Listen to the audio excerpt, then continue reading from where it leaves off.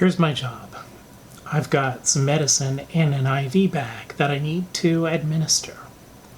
And I know that there's 1,000 milliliters of solution in that bag. And I also know the drop factor is 10 drops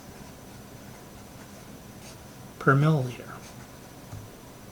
Now, the IV bag drips by gravity into a little drip chamber with a transparent window so that I can count how many drops are coming out of there. So I'm going to hold my watch up and over, say, a minute, figure out how many drops are coming out of there. And I've got a roller clamp here, which is a little thumb wheel here that will put selective amount of pressure on the tube and control how fast the drip rate is.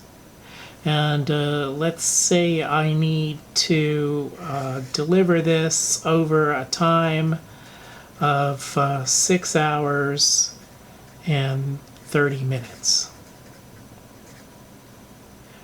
Now, what do I need to know?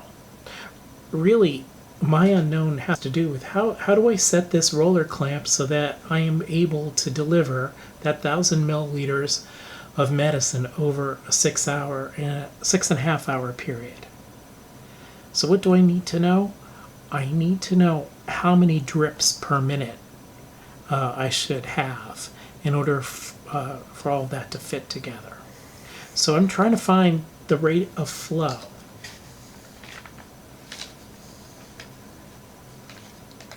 So the very first thing I do is pick out what I'm trying to find. And if I want the rate of flow, it's going to be how many drops fall into that drip chamber every minute, because I can time that. How many should I get? Then I know I have the roller clamp set right. Okay, the first step is to find your target, and we did that. Now that's a fraction. So it's probably going to be good to start with a fraction too. Try to start a unit conversion problem with something that's the same shape as your target. If that's a fraction, start with a fraction. Now let's look at what's on the top and the bottom of the fraction here. On the top I have drops, and that's kind of a volume unit. On the bottom I've got minutes, and that's definitely a time unit. So if I could start with a volume over a time, that would be great. If I could start with something I could turn into a volume over time, that would be great too. Now let's look at what we got. We do have a volume here. If I put 1,000 milliliters up there, that would be a volume that I could turn into drops. Now how do I know I can turn it into drops? Because I have a conversion factor here. The drop factor will let me convert drops into milliliters. So I know that this piece of information will help me do that conversion.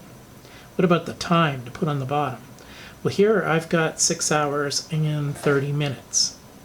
And if I want it to be minutes on the bottom here, why don't I just convert 6 hours and 30 minutes to minutes right away? The 6 hours part, well, there's 1 hour and 60 minutes. So if I have 6 hours, that'll be 6 times 60, that'll be 360 minutes. And now I want 30 more minutes than that. So what I gotta have down here are 390 minutes. And now I have my starting point. Step 1, get the target.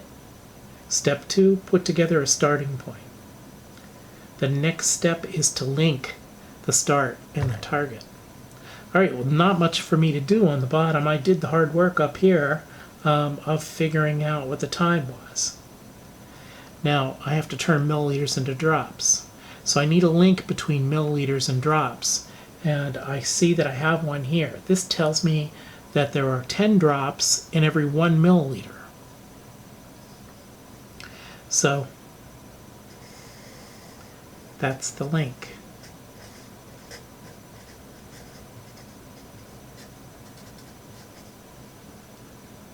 All right, there's my roadmap for the problem. Now let's turn it into a string of conversion factors. I'm going to copy my starting point down again. And now I'm going to make a conversion factor out of this link. Now I want to get rid of milliliters, so I know that milliliters has to go down here. There's a 1 sitting next to the milliliter, and on the other side there are 10 drops. And that's going to do it for me, because the milliliters is going to cancel, and all I have left is drops per minute, which is what I'm after.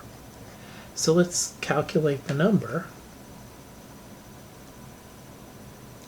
It'll be 1,000 divided by 390 times 10. Now notice how I did that. When you're keying in a unit conversion problem, you can multiply everything that's on the top and divide by everything that's on the bottom. So I keyed in 1,000 divided by 390 times 10. I didn't need to put any parentheses in.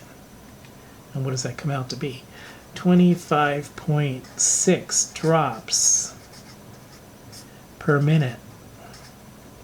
Now, if I'm a nurse and I'm trying to figure out the right flow rate, I might look at my watch, set my watch or a stopwatch to give me 1 minute and count how many drops. Now, it's going to be hard for me to count 6/10 of a drop, right?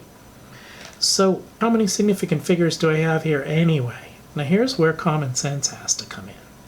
When I look at this bag, our rules for significant digits would say how many significant figures on 1,000? Well, not knowing anything else, not being able to see the bag, we'd say, well, there's 1. Trailing zeros aren't significant when you don't see a decimal point. But is there really only 1? Do you really know this? It could be 2,000 milliliters, it could be 0 milliliters. No, you're surer about it than that. And in fact, this bag is going to not be made that roughly. You're going to know it to the nearest milliliter.